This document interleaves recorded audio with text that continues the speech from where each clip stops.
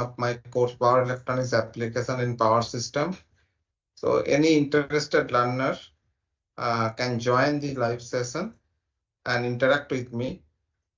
You may write your questions on the chat box in YouTube, or you can join directly the Microsoft team and you may ask questions verbally.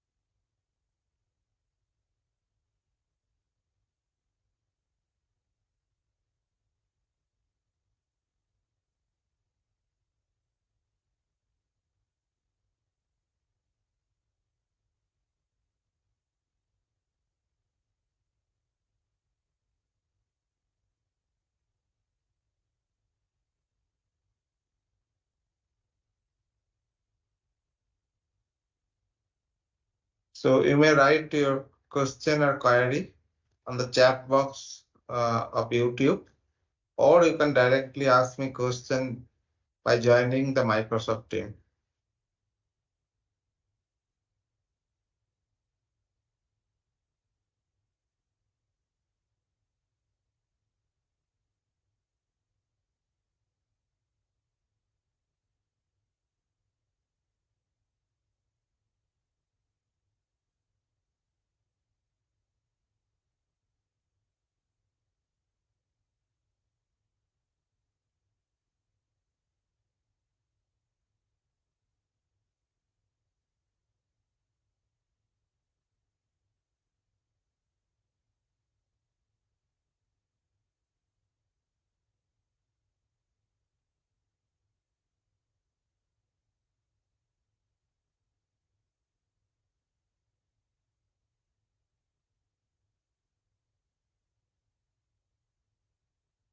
Yeah, Satish, good afternoon.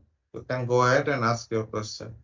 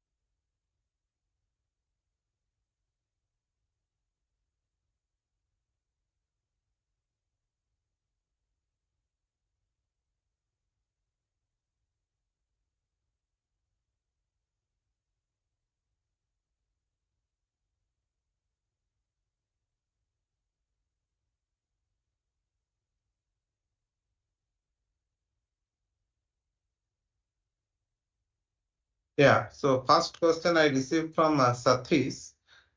He said, is there any possibilities to include other power electronic applications in power system?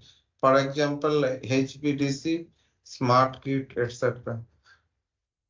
No, Satish, this course is fully confined with the different types of power electronics based compensators, which are traditionally used for reactive power compensation of power systems. Okay, so therefore this HVDC is beyond the scope of this particular course. So as the smart grid. In fact, smart grid concepts, some basic concepts I already have described in my another NPTEL course, that is operation and planning of power distribution systems. If you are interested, you can look at.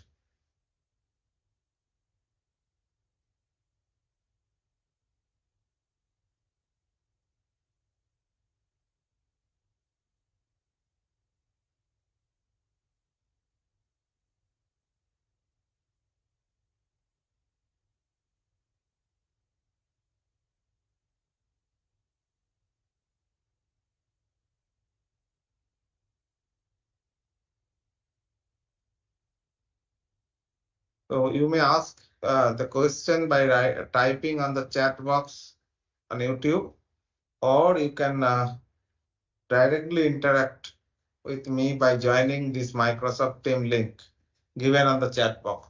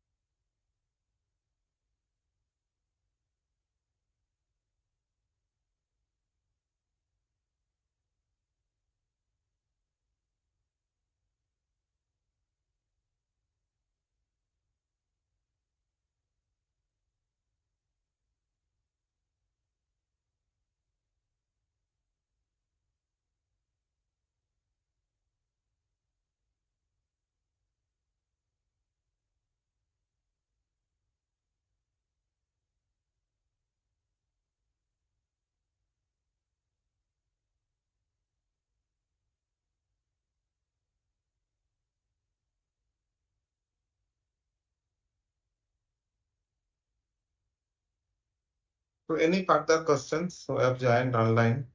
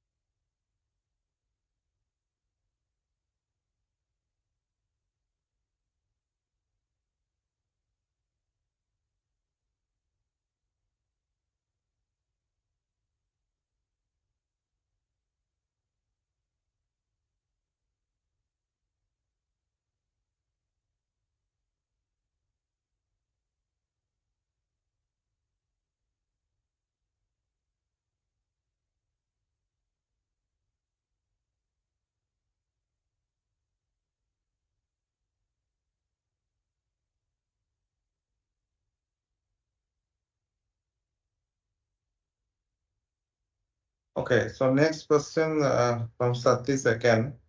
Is there any simulation assignment for this course? No, Satish, there will not be any simulation assignment for this course. All assignments will be theoretical or numerical. Uh, and mm, you have already seen that 5-6 assignments during last 5-6 weeks. So similar type of assignments will be there in the future weeks as well. So there is no simulation kind of exercise here. However, this course will give you a foundation for starting this simulation exercise and thereby solving various types of problems in power systems.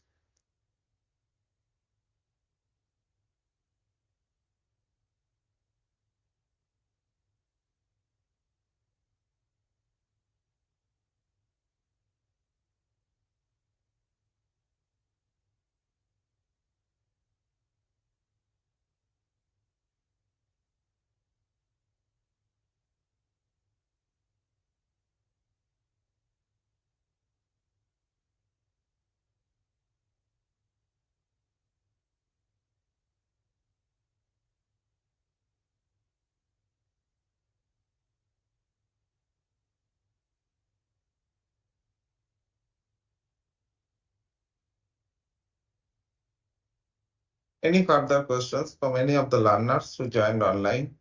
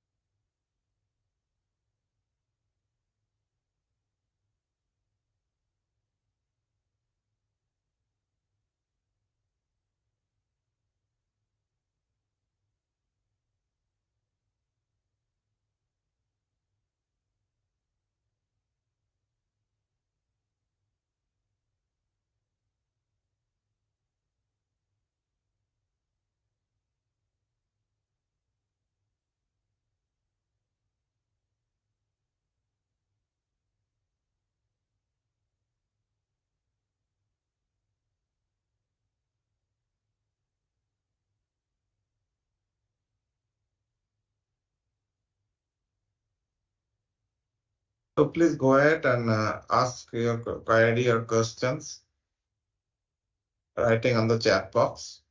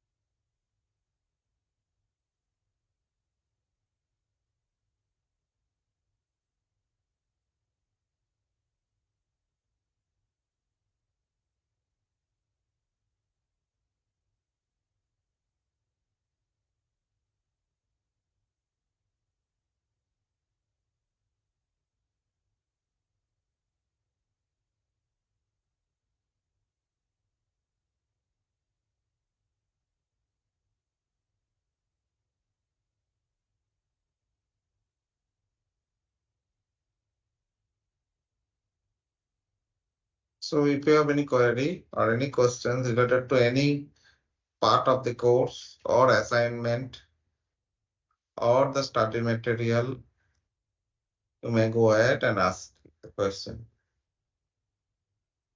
And write your query or question on the chat box.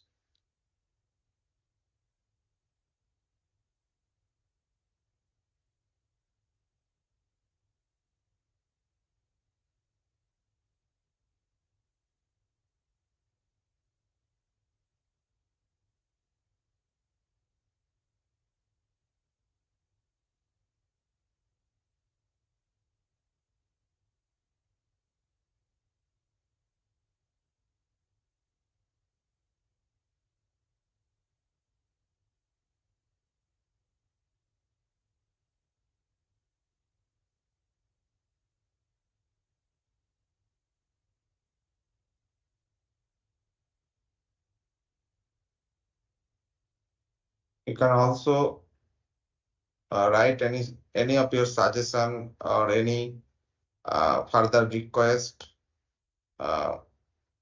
regarding this particular course.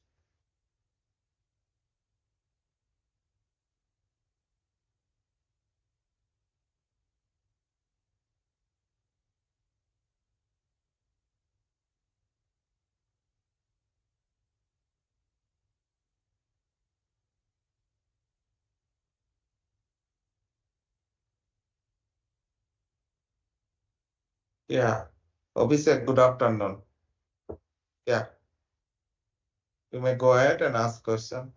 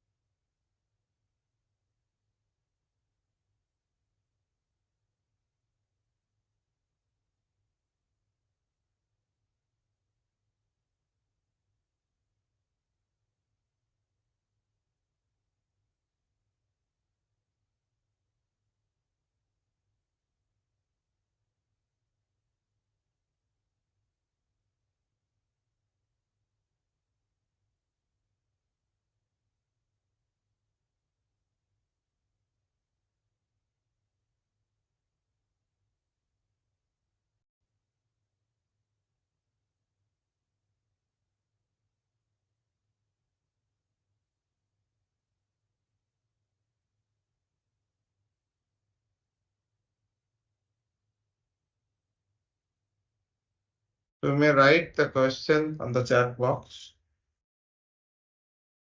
or you can ask me question directly joining on the Microsoft team.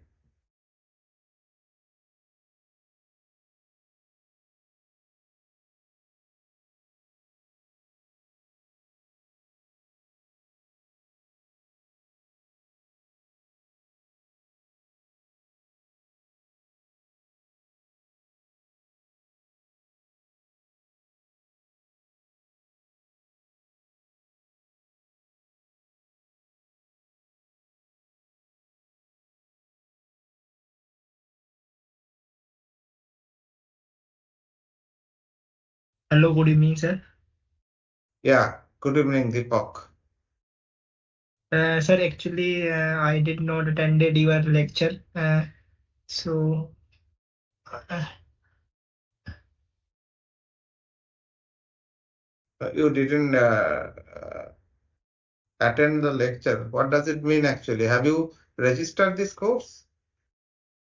yes, sir. Huh. So, what is your query? Sir, query is, sir, can you briefly explain about vector power compensation on transmission line? Okay. So, have you followed? There are, various lectures on the same similar on the same topic in this particular course. Have you followed this? Yes, sir. Yes, sir. There is a state com and there is a some device which compensate the reactive power. No, no, no, no.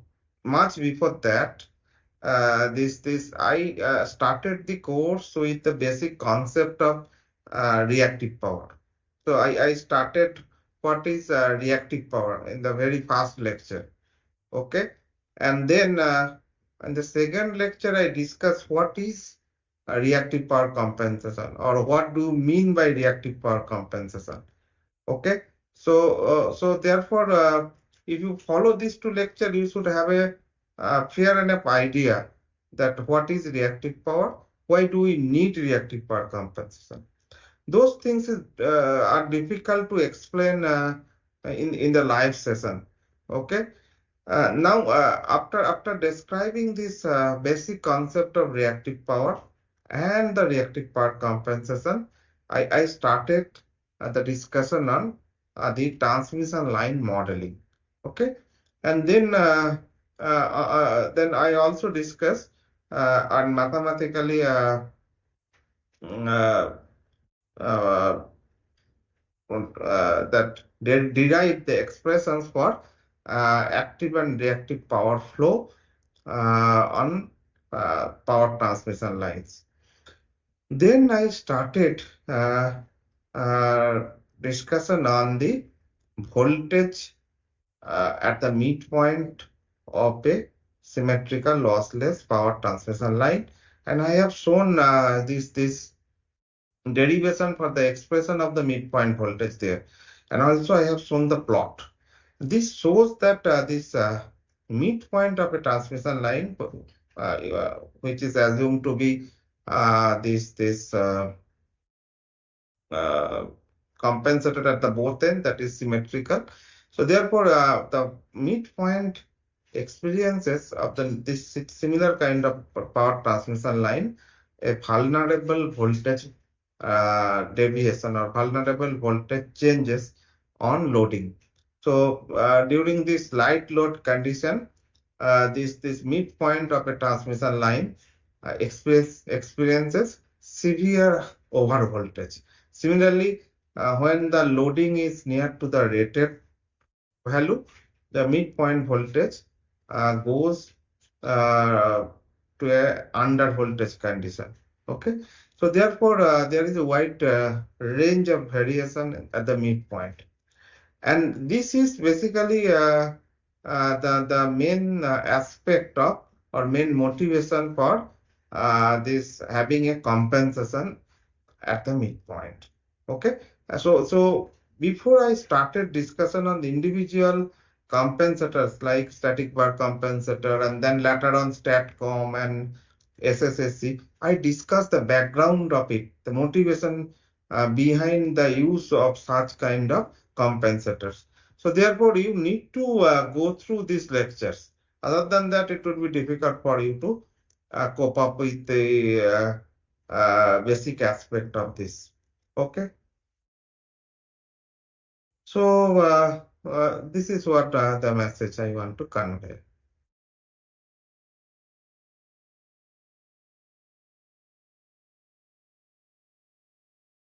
Okay, Deepak, is it fine?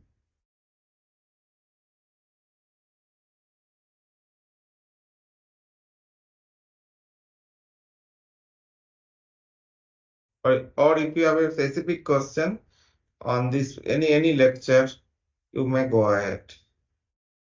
You can unmute your mic and start asking the question.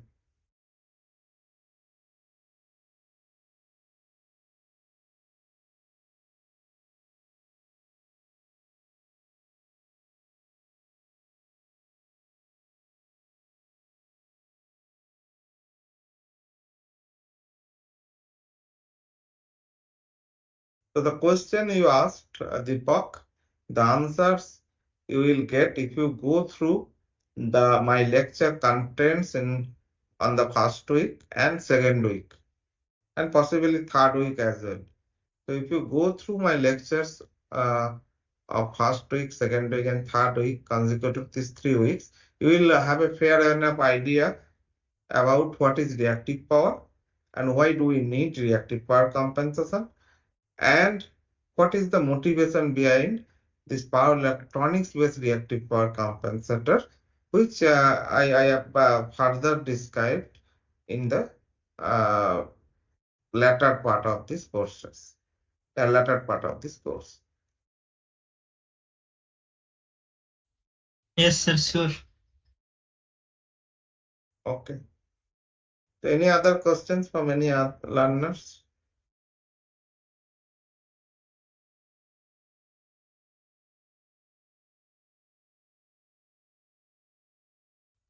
So Good evening, sir. yeah, Sir, good evening, Khushbu. sir, I wanted to. I'm pursuing PhD, sir. So I Okay. wanted. Sir, I wanted to ask you that I wanted to work in the field of renewable energy sources. What topic I can choose for the research work? Okay. So, see, for renewables, there are several research going on. In particular, this photovoltaic system, wind energy, these two. Okay. So, to have a choice on a particular topic for PhD, you need to go through you need to go through the literature of those researches which are already been reported in the uh, in various journals. Okay, and there are various aspects on it. For example, that renewable sources like photovoltaic and wind energy, they are weather dependent, they are intermittent. Okay, so how do you handle this intermittency? How can we control these types of generators? Because the conventional power generators, which are of synchronous generators like thermal power plant, they can pick up the load according to the requirement. Their generation is dispatchable. So whenever you require a higher generation, they can increase the generation. Whenever you require lower generation, for example, during midnight when the load demand is very less, so you can reduce the generation of those generators. However, for renewable generating systems, in particular photovoltaic and this wind energy, which are used mostly in our country as well as worldwide, you do not have this type of dispatchable generation. That means when you require a higher generation, they cannot increase, or when you do not require the generation, they cannot reduce their generation because their generation is weather dependent. So, so this is one of the challenges. And apart from that, there are various aspects in it. You have to go through a little bit of literature on these renewables. Then you have to find out in which domain you want to work on the control of these renewable energy generation systems, or maybe this operation of these renewable generating systems, or for planning of this renewable generating system. Those things you have to decide with the consultation of your supervisor, and then I think you will be able to find out a suitable topic to start with. Yes, thank you so much. Okay.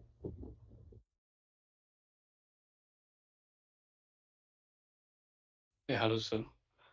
Yeah, So, Satish. yeah, so my doubt on regarding the reactive power compensation throughout the transmission line. Like in this lecture, like in this course, you have discussed mainly focused on the midpoint compensation due to this there is a voltage variation due to depends upon the loading conditions. So my question, what about the other in the starting point at the ending load ending and other part of the transmission line, if you have any reactive power issues, how we are compensating those areas? Yeah. So this also I have mentioned in my lecture that I took this midpoint for deploying this type of compensators primarily because Satish, can you just mute your mic for a while? It is coming an echo. Yeah. So I choose this midpoint of a typical transmission line to deploy this type of compensators primarily because the midpoints experience vulnerable voltage deviation, or vulnerable over voltage or under voltage. However, this voltage control is one of the aspects of these compensators. There are many other aspects. So therefore, it is not necessary that every time someone needs to install these compensators at the midpoint. Okay. So, and also sometimes it is not practically feasible to have a space to install this type of compensators at the midpoint. So it can be installed anywhere in the anywhere in a transmission line, and the choice of the location is again uh, is a kind of research perspective. Okay, somebody can do a research by taking a whole network to identify the locations which require which requires this installation of these compensators most. Okay, so there is no specific answer that to me that you have to means locate your compensators at any part of any point of a transmission line. You can choose at any point depending upon the requirement and depending upon the overall power network configuration. Again, the location, the choice of the sites for this compensator is a kind of research problem. Okay. Now, why I have discussed this mostly this midpoint compensation, primarily because this midpoint, as I have shown you, for a symmetrical lossless transmission line, experience more over voltage, more vulnerable over voltage and under voltage. Okay, so therefore it is a natural choice for the installation of these compensators. However, for practical aspects, it may not have, for example, suppose if you have a transmission line between Guwahati to Delhi, and the midpoint is somewhere maybe in Bihar or UP, where it is not possible to have this uh, to install these compensators. So therefore, you need to either put it on this Delhi end or maybe in Guwahati end. So that is the uh, natural, choice of the installation. Okay. However, for a given network, where do you put and how many such compensators you will deploy? Those things are of research problems. Okay, and people, if you just review the literature, you can get some of the papers on which similar kind of things have been attempted.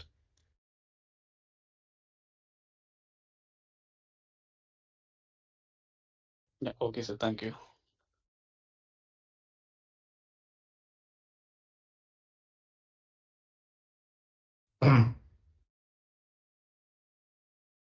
Okay, so any further questions?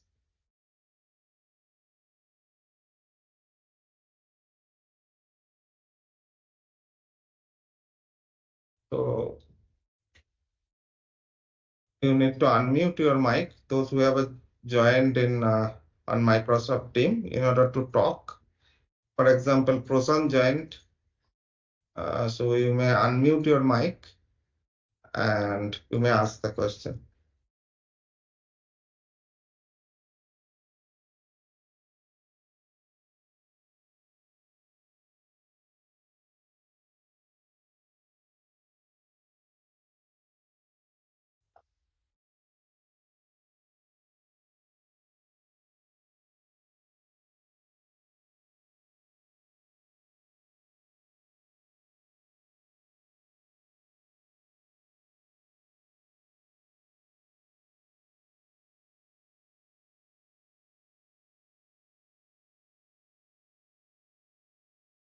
So if you have a further question, you can write on the chat box of YouTube, or you can unmute your mic.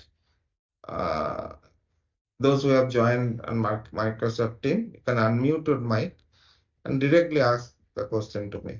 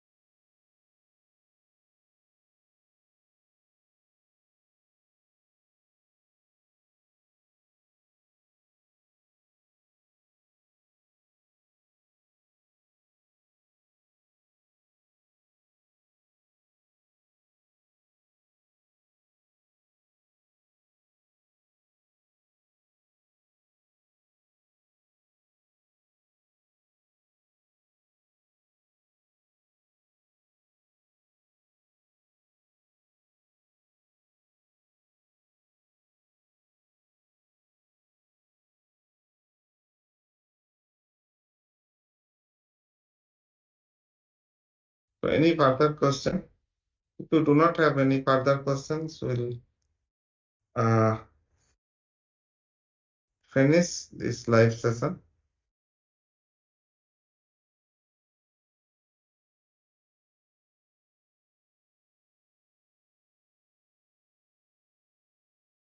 So Prashant, if you have any question, you can unmute your mic and go ahead.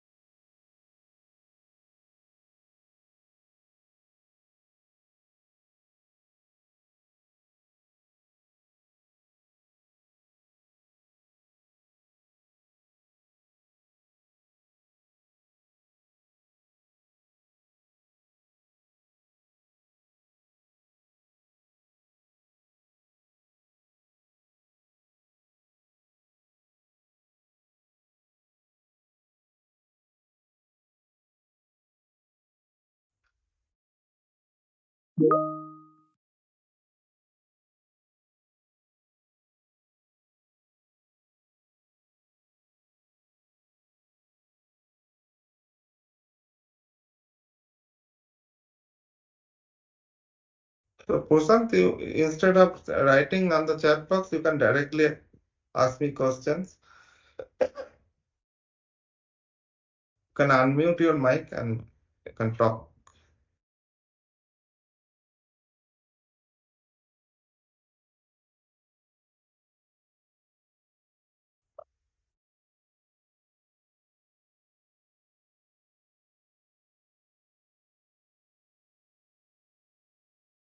So Deepak, you asked that any important thing that you can share with related to the course or electrical engineering. See, this course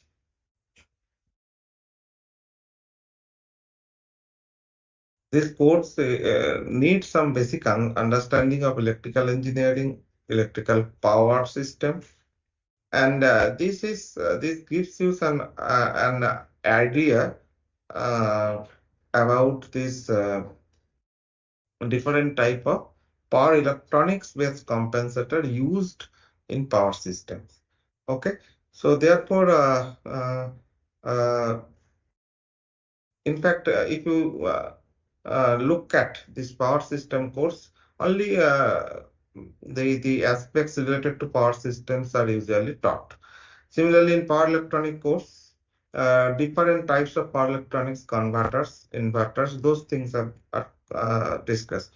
In this course, you can see the application of this converter or power electronic based compensators and solving different types of problems in power systems. Okay, so this is a very practical, practically inclined course, and this give you a fair idea about what type of power system problems commonly the power engineers encounter and how to solve this by using compensators. Okay, so that's all I can share with you.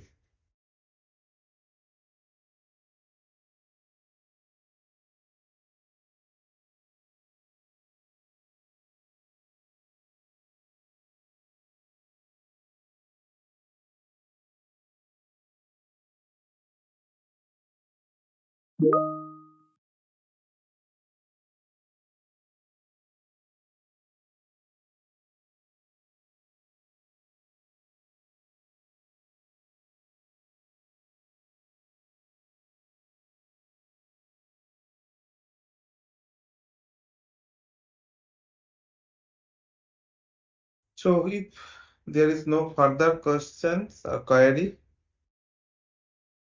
let us conclude this second live session of the course, Power Electronics Application in Power Systems.